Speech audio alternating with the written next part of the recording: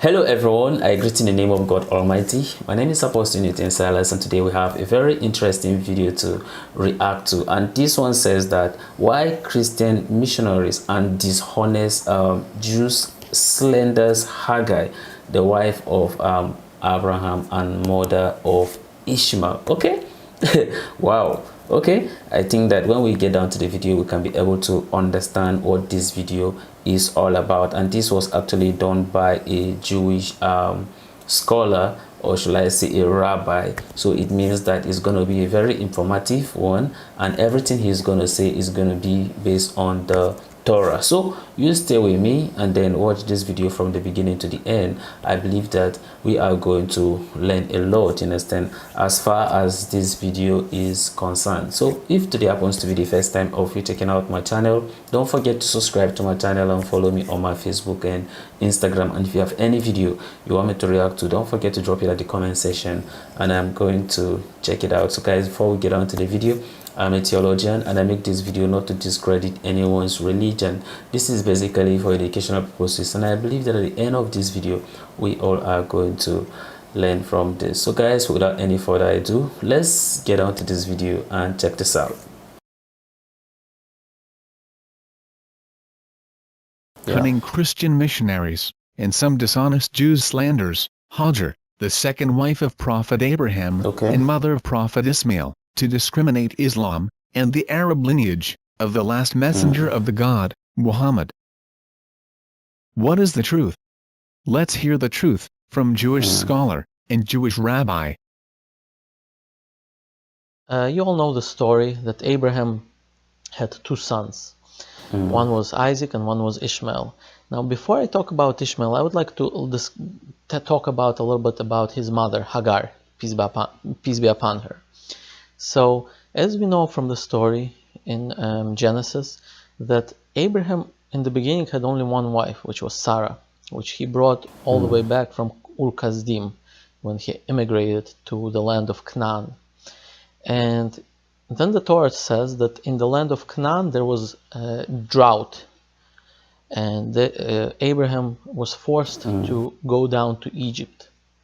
And then when coming back from Egypt, it suddenly talks about the handmaid of Sarah, and her name was Hagar.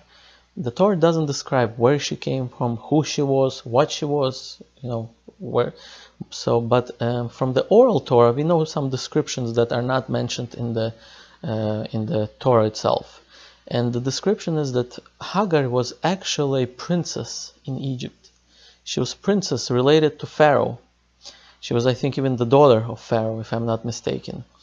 And when she saw Abraham and Sarah, and she saw how righteous this family was, and that God was, dwelling in their family, so to speak, meaning, that they believed in God, and, she became so impressed, and she was willing to give up her life as a princess and go serve Abraham and Sarah as a maid.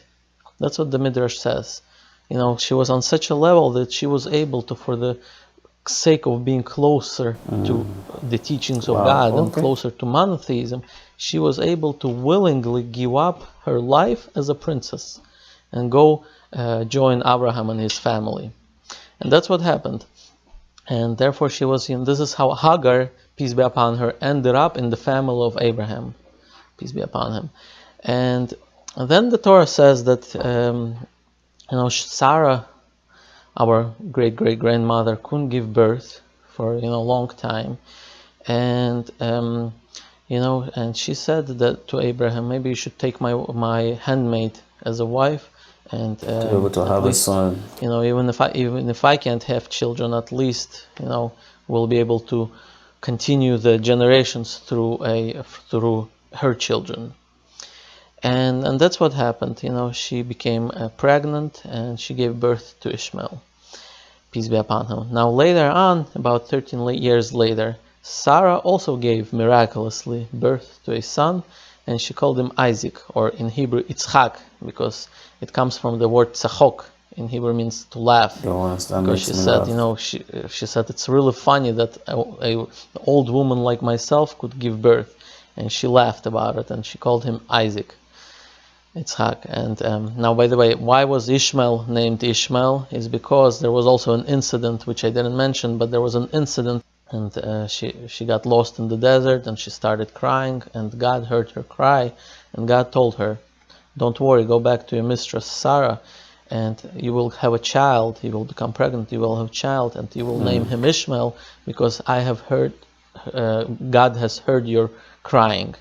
In Hebrew, Shema means hear, and El means God. Ishmael, God, two words, hear and God, so meaning that God has heard your crying. And that's how Ishmael got the name Ishmael. When he was sent away and he and his mother got lost in the desert, he started crying, and the mother, went away because she didn't want to see her son suffering, and the angel appeared to her. And by the way, we see from here that Hagar is considered to be a prophet in the Jewish religion, because the Torah clearly says that an angel spoke to Hagar, so that makes her a prophet, or prophetess, a female prophet. And anyways, so when the angel told her, do not worry, go back, pick up your son, and I'm going to make him into a great nation.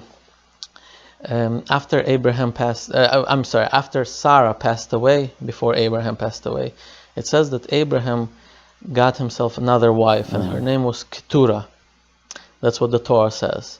But from the oral Torah, we know that this Keturah is actually the same Hagar. He took Hagar back as his wife. And the reason she was named Keturah, it comes from the word Ketoret, incense. That's the sacrifices that Jews used to bring in the temple, incense sacrifice. And our ancestors tell us why her name was changed to Keturah, because her actions were so pleasing to God. That's why her name was Keturah, like incense, like a sacrifice before God. And so eventually, Abraham remarried Keturah, and she had, more children with Abraham, which we don't really know much about them. The name Ishmael, Ishmael is actually from what you can see from Genesis is a Hebrew name, Ishmael, and it's a beautiful name. God has heard, right? And in fact, in the Talmud, there was a rabbi named Rabbi Ishmael. And so this was a name among the Jews, Ishmael. But nowadays, Ishmael, I haven't really heard this name being used among Jews, and I assume it's more of a political, reason, because of the war between Jews and Arabs in Israel, and therefore the Jews are reluctant to name their children Ishmael, I think. But in reality, this is a beautiful name. It's a good connotation. We have good connotations with this name, and there's absolutely nothing wrong with naming his son Ishmael, in my opinion. I could be wrong, but in my opinion, I see absolutely nothing wrong. We see a rabbi in the Talmud was named Ishmael. So anyways, I hope this kind of explains to you the Jewish attitude towards Ishmael and Hagar, peace be upon them both. And they do have respect in our religion. As I've said, they were both righteous, and Hagar was righteous pretty much all the way. Ishmael, and he died as a righteous man, and the sages tell us that he has a place in the world to come, meaning he has a world to come because he was righteous. The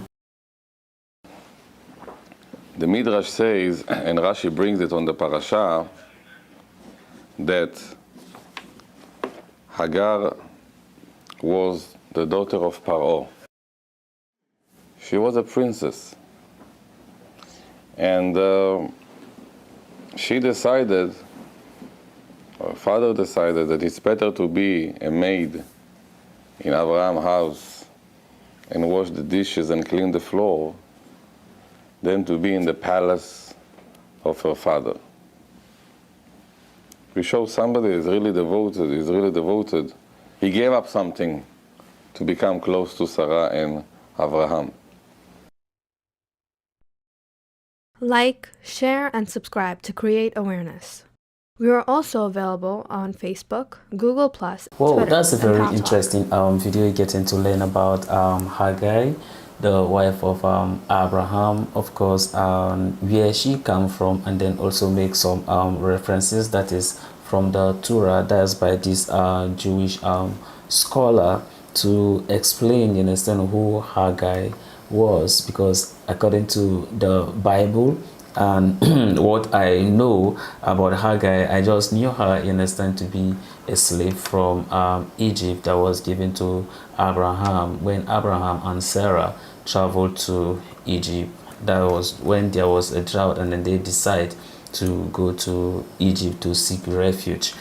But then this video was able to explain to us, that's by the Jewish scholar, probably he's explaining this directly from the Torah, and then making his references that Hagar was actually a princess, and Hagar was actually a daughter of Pharaoh.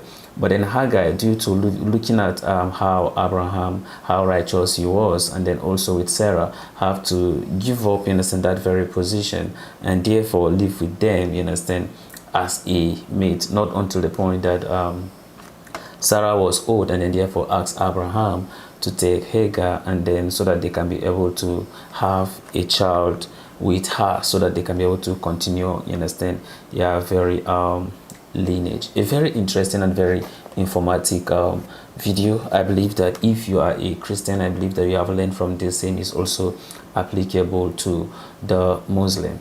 This video also make me to understand, because to me, I thought that Abraham actually have 3 wives, and that is Sarah, Hagar, and Keturah. But then this video make me to understand that Abraham did not actually have 3 wives, but then it was 2 wives. And what this video is trying to say is that when Sarah died, that the first wife of Abraham, but then before then, Sarah asked Abraham to take Hagar as his wife, that they bear Ishmael, in a sense, through him, even though after 13 years, Sarah ended up, in a sense, giving birth to Isaac, that is the one who laughed. So Hagar, after Sarah died, that Abraham remarried Hagar. So when he remarried her, that is when she was renamed as Keturah, and not that he married another wife, you understand, to marry another wife, which is Keturah. Okay, so it means that when he remarried her, her name was changed from Hagar to Keturah. Wow, okay. This is very serious. I think that I have to go back, understand, and make some references, understand, in the Bible concerning these, so that I don't have to say much or more than, understand, maybe what this may mean. Because for me, I thought that maybe probably according to how I learned the Bible, that it was actually 3 wives, that when she died, he married Keturah, and then from there he has more children, understand, with her. But then if this should be the case, of course, I have to go back and then check, and then I can be able to make more references. I believe that a lot of you have thought an opinion concerning this, and I want you to drop it at the comment section, and don't forget to mention where you are commenting from, so that we can all learn from some of these informative video. So this is the end of my video. If you like my reaction, if you like, share and subscribe, and if you have any video you want me to react to, don't forget to drop it at the comment section, and I'm going to check it out. So guys, you remain blessed, and I see you in my next video. Bye bye.